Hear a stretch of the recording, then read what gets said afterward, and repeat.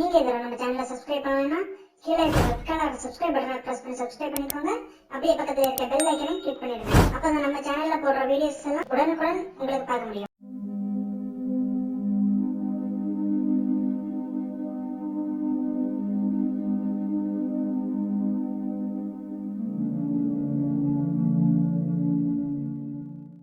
திருச்சட்ட அறிஞர் ஒருவர் எழுந்து அவரை சோதிக்கும் நோக்குடன், போதகரே, நிலை வாழ்வை உரிமையாக்கிக் கொள்ள நான் என்ன செய்ய வேண்டும் என்று கேட்டார்.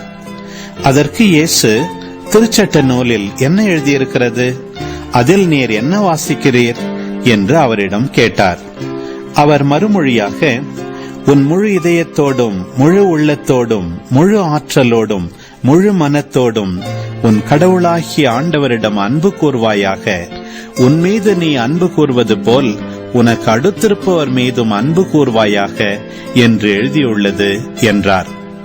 இயேசு, சரியாய் சொன்னீர், அப்படியே செய்யும், அப்பொழுது வாழ்வீர் என்றார். அவர் தம்மை நேர்மையாளர் என காட்ட விரும்பி, எனக்கு அடுத்திருப்பவர் யார் என்று இயேசுவிடம் கேட்டார். அதற்கு அவர் மறுமொழியாக கூறிய ஓமை, ஒருவர் எருசலேமிலிருந்து எரிகோவுக்கு போகும்போது கள்வர் கையில் அகப்பட்டார். அவருடைய ஆடைகளை அவர்கள் உரிந்து கொண்டு அவரை அடித்து குற்றுயிராக விட்டு போனார்கள்.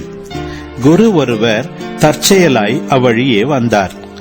அவர் அவரை கண்டதும் மறுபக்கமாக விலகிச் சென்றார். அவ்வாறே லேவியர் ஒருவரும் அவ்விடத்துக்கு வந்து அவரை கண்டதும் மறுபக்கமாய் விலகிச் சென்றார். ஆனால் அவ்வழியே பயணம் செய்து கொண்டிருந்த சமாரியர் ஒருவர் அருகில் வந்து அவரை கண்டபோது அவர் மீது பரிவு கொண்டார்.